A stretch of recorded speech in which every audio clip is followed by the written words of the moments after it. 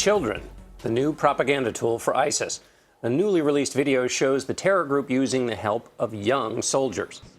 Teens are seen leading captives through a field. Then you see a young boy hand out knives to the suspected executioners. ISIS also calls for the blood of Syrian President Bashar Al-Assad. He opened up to Charlie Rose about the fight against the militant group for 60 minutes. This is a portion of the interview that did not air last night. How can you see the United States cooperate with Syria regarding ISIS? There's no direct cooperation.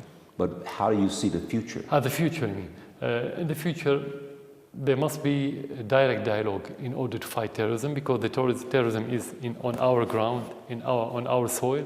They cannot defeat it without our cooperation, without having our information, because we live with this and we know the reality and how to defeat it. Most people believe there's cooperation unofficially, and it goes through Iraq. That somehow Syria knows when airstrikes are taking place by the United States because they get that information from Iraq. Yeah, from another third party, not only Iraq. More than one country told us that they're going to start this campaign. How does that work? What do you mean? You get information? You mean the campaign? Yes. How does it work on the ground regarding ISIS? Yes. How do you get information? About American airstrikes and so that it can coordinate with what you are doing. As I said, it's so they're not bombing Syrian troops. Through third party. And it was very clear that their aim is to attack ISIS, not the Syrian army. And that's what happened so far. The third party means Iraq and who else? Iraq, another country, Russian officials. Russian officials, Iraqi officials. Iraqi officials communicate to you the American intention. Exactly, in the detail that I just mentioned now. What's the level of that information? Is it just about airstrikes? Is it about other activities on the ground that are taking place? No details, only the headlines and the principle that they're going to attack ISIS in Syria and Iraq during the next few days. That's what we heard, nothing else.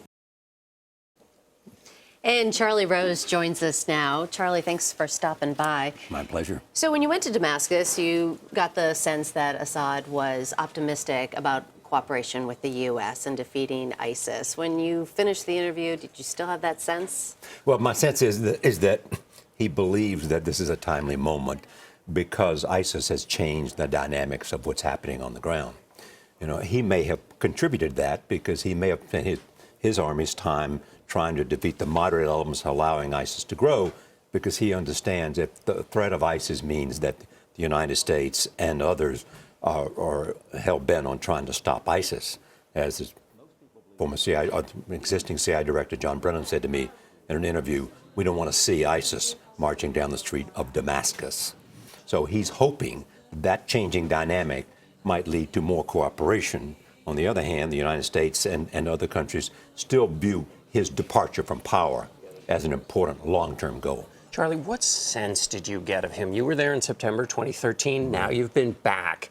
What different? Was he under more pressure? Was he more at ease? He seemed more at ease.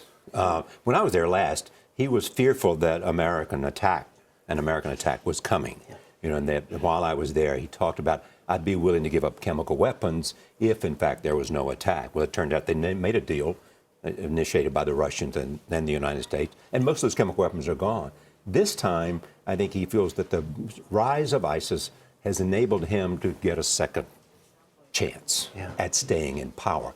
Because he said to me, I said, under what circumstances would you give up power? He said, if the Syrian people asked me to. I said, how will you know that? He said, I can tell. Yes, he's got Gallup polling giving him a readout. He said, it was his feel, he said.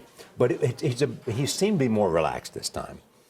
They are receiving some coordination about American airstrikes through the Iraqis and through the Russians and perhaps others. So, you know, I think ISIS has changed the whole game. Yeah, he said he knew when U.S. air attacks were coming. Right, he does. And then he should. I mean, in fact, because they don't want to be attacking the Syrians, they want to be attacking ISIS. And so there's some coordination that this attack, and we're going here, so don't sort of... And ISIS is growing on a monthly basis, according to him. Yes, he says that through the Turkish border. I mean, he's very angry at the Turks. He's very angry at the Saudis, too. And he talks about that there could be an imminent attack by ISIS in the next week or so. Absolutely. Well, I mean, ISIS is still very strong there, as you know. I mean, most of the action is taking place in Iraq, where they're getting ready for Mosul, is where the big attack is going to come at some point. And so he knows that what's going on there is a cooperation between some degree, between American airstrikes and Iranian-backed Shia militia and the Iraqi army. So he's watching that carefully. But everybody realizes that you cannot stop ISIS without stopping them in the end in Syria, because that's where they really got their momentum.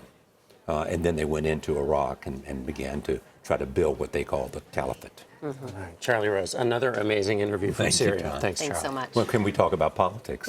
We'll do that next. All right. Thanks, All right. Charlie.